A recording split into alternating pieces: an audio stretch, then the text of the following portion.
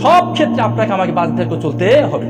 তো এই আয়াতটা আমাদেরকে বেশি বেশি এই যে দুনিয়ার এই ধান্দায় করিয়া আজকে অধিকাংশ মানুষ আখিরাতকে কি ভুলে গেছে, আখিরাতকে ভুলে গেছে। তার নিজের পায়ে নিজেই কোড়াল মারছে, অত সে বুঝতেছে না যে আমি আমার কতটুকু সর্বনাশ করছি।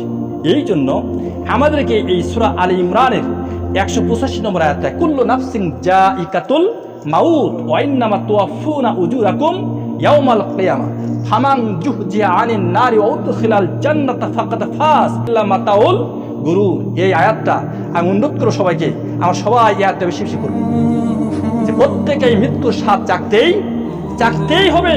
এখান থেকে কেউ বাঁচবে না। সফলতা লাভ করছে ওই ব্যক্তি যাকে কিয়ামতের দিন আগুন থেকে জাহান্নাম থেকে দূরে রাখা হবে আর জান্নাতে প্রবেশ করানো হবে।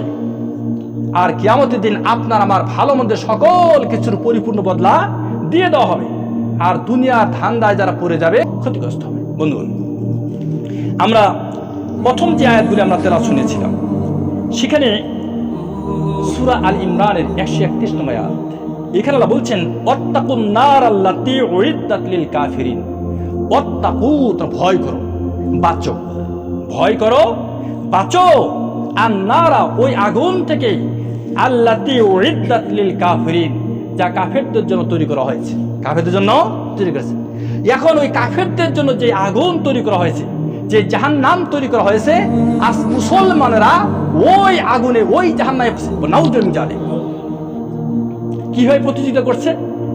ওই যে নামাজ না পড়লেই আপনি ওই জাহান্নামের দিকে আগাচ্ছেন, রোজা না রাখলেই আপনি ওই জাহান্নামের দিকে আগাচ্ছেন, আপনি হালাল এবং হারামের মধ্যে বাছ বিচার না করলেই আপনি ওই জাহান্নামের দিকে আগাচ্ছেন। একটু আগে যে মাসলাটা বললাম, এই মাসলার ক্ষেত্রে আমরা যদি গুরুত্ব না দেই যে কিভাবে জমিন ইজারা নিতে হবে বা বন্ধক নিতে হবে এই ক্ষেত্রে, এবং ওই যে ওসরের কথা বললাম, জাকাতের ফসলের জাকাত ওসর, আর যেই লোকটা টাকা পয়সা আছে সারা বছর খেয়ে দিয়ে তার কাছে যদি 7.5 ভরি স্বর্ণ অথবা 52 তোলার রূপার সমপরিমাণ টাকা সারা বছর খেয়ে দিয়ে তার কাছে ব্যালেন্স থাকে, গচ্ছিত থাকে, ওই টাকার শতকরা 2.5 টাকা তাকে জাকাত দিতে হবে।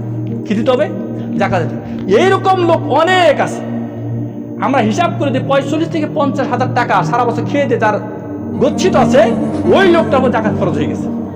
এরকম লাখ লাখ টাকার মালিক হয়ে গেছে মানুষ, কিন্তু জাকাত দিচ্ছে না। এই যে জাকাত দিচ্ছি না, জাকাত না দিলে কি হবে? ওই টাকা আপনাকে কিয়ামতের দিন সাপ হয়ে আপনাকে পেঁচিয়ে ধরবে, চোয়ালে কামড়াবে আর বলবে আমরা তোমাদের সেই টাকা যেগুলি জাকাত দাও নাই, কেউ যদি সোনা রূপার জাকাত না দেয়, ওই সোনা রূপা কিয়ামতের দিন জাহান্নামের আগুনে তা দেওয়া হবে, আর ওগুলি দিয়ে তার পিঠে সেক দেওয়া হবে। এগুলা ডাইরেক্ট কোরআনে আলোচনা, ডাইরেক্ট হাদিসের আলোচনা। বন্ধু, যদি গুরুত্ব না দেয় তাহলে আমরাই ক্ষতিগ্রস্ত হব। আজকে জাহান্নামে ওই যে কাফের কাকে বলে? যে ব্যক্তি আল্লাহর দ্বীনকে অস্বীকার করে, আল্লাহ কোন আয়াতকে অস্বীকার করে, আল্লাহর কোন হুকুমকে অস্বীকার করে, সেই ব্যক্তি কাফের। কোরআনের একটি আয়াতকে, একটি হুকুমকে যে অস্বীকার করে সেই কাফের, সেই কাফের। মানুষের বর্তমান ঈমান আমল এমন পর্যায়ে চলে গেছে, মানুষ এত জ্ঞানের, ইসলামী জ্ঞান তাদের এত কম। এই কথা আপনারা শুনেছেন হয়তো এর আগে। মানুষরা প্রশ্ন করে যখন কবর আলোচনা শুরু করা হয়, তখন হুজুর আপনি দেখিয়েছেন কোন দেখি কবর যে আযাব হবে এটাকে আপনি দেখিয়েছেন? কত সাংঘাতিক কথা। আর কি উত্তর দেবেন? অথচ ইমানের পয়লা কথা হলো, ইমানের প্রথম কথা হলো আল্লাযীনা ইউমিনুনা বিল গায়ব। মুমিন তো ওই ব্যক্তি যে ব্যক্তি অদৃশ্যের প্রতি ঈমান আনে। সুবহানাল্লাহ। অদৃশ্যকে বিশ্বাস করে, মহাগ্রন্থ আল কোরআনের প্রথমেই এ কথা বলে দিয়েছেন, জালিকাল কিতাবু লা রাইবা ফি হুদাল লিল মুত্তাকিন। যেটা এমন একটি কিতাব যে এই কিতাবের আপনার কোনো শঙ্কা নেই, কোনো সন্দেহ সংশয় নেই, তবে সন্দেহকারীর অভাব নেই। এই কোরআনে কোনো সন্দেহ নাই, কিন্তু সন্দেহকারীর অভাব নেই। ওই যে সন্দেহ করলো যে আপনি কি দেখিয়েছেন, আর এই কোরআন কাকে পথ দেখাবে? আল্লাহ হুদাল্লিল মুত্তাকিন, যারা মুত্তাকি, যারা আল্লাহকে এই যে ওয়াত্তাকু, তুমি বাঁচো, মুত্তাকি হও, মুত্তাকি হও, বাঁচো মানে মুত্তাকি হও, পরহেজ করে চলো, বাস বিচার কইরা চলো, হালাল এবং হারামের মধ্যে, ন্যায় এবং অন্যায়ের মধ্যে, হক এবং বাতিলের মধ্যে তুমি বাস বিচার করে চলো, তাহলেই তুমি বাঁচবে, তাহলে তুমি বাঁচবে। বন্ধুগণ, তাহলে আল্লাহ তাআলা কত সুন্দরভাবে কথাগুলি বলেছেন, তোমরা বাঁচো ওই আগুন থেকে যা তৈরি করা হয়েছে। আমরা কিন্তু এই ক্ষেত্রে একটু গাফিল হয়ে যাচ্ছি, উদাসীন হয়ে যাচ্ছে। আমরা এই জাহান্নাম থেকে বাঁচবো যদি আমরা আল্লাহকে বেশি বেশি ভয় করি, আল্লাহকে বেশি বেশি ভয় করি। 132 নম্বর আয়াতে সূরা আলে ইমরানের এখানে আল্লাহ বলছেন, ওয়াতিউল্লাহ ওয়ার রাসূল লাআল্লাকুম তুরহামুন। ওয়াতিউল্লাহ, তো আল্লাহকে, আল্লাহর আনুগত্য করো, ওয়ার রাসূল এবং তার রাসূলের আনুগত্য করো, লাআল্লাকুম তুরহামুন, তাহলে তোমাদের প্রতি অনুগ্রহ বর্ষিত হবে। সুবহানাল্লাহ, তোমরা আল্লাহ এবং তার রাসূলের আনুগত্য করো, তাহলে তোমাদের প্রতি আল্লাহর করুণা বর্ষিত হবে। তা আল্লাহর রহমত যদি পেতে চাই, করুণা যদি পেতে চাই, তাহলে অবশ্যই আল্লাহ এবং রাসূলের আনুগত্য করতে হবে সকল ক্ষেত্রে। কিছু কিছু ক্ষেত্রে আল্লাহ এবং রাসূলকে মানলাম, আর কিছু কিছু ক্ষেত্রে মানলাম না, তা চলবে না। সকল ক্ষেত্রে আল্লাহ এবং রাসূলকে মেনে চলতে হবে।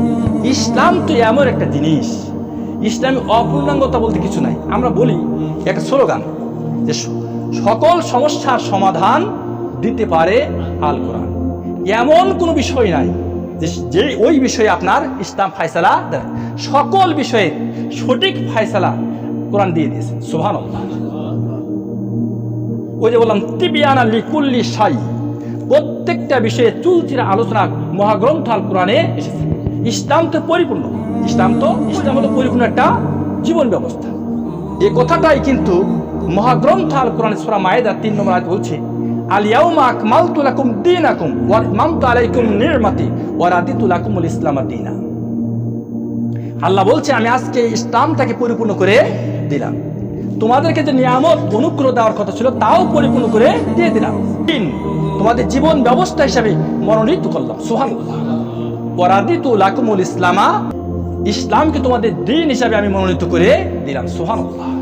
ইন্নাদ দীনা ইনদাল্লাহিল ইসলাম, ইসলাম ছাড়া অন্য কোনো দিন, অন্য কোনো জীবন ব্যবস্থা, অন্য কোনো ধর্ম আল্লাহর কাছে গ্রহণযোগ্য নয়। এই জন্য আল্লাহ অন্যত বলছে, আফা গায়রা দীনিল্লাহি ইয়াবগুনা, তারা কি আল্লাহর দিন ছাড়া অন্য কোনো দিন তালাশ করে নাকি? এদের হইল কি? এদের কি হয়েছে যে আল্লাহর দিন ছাড়া, ইসলাম ছাড়া অন্য কোনো দিন তারা তালাশ করছে? বন্ধুগণ, আল্লাহ রাসূলের আনুগত্য করলেই আমরা আখিরাতে নাজাত পাবো, মুক্তি পাবো।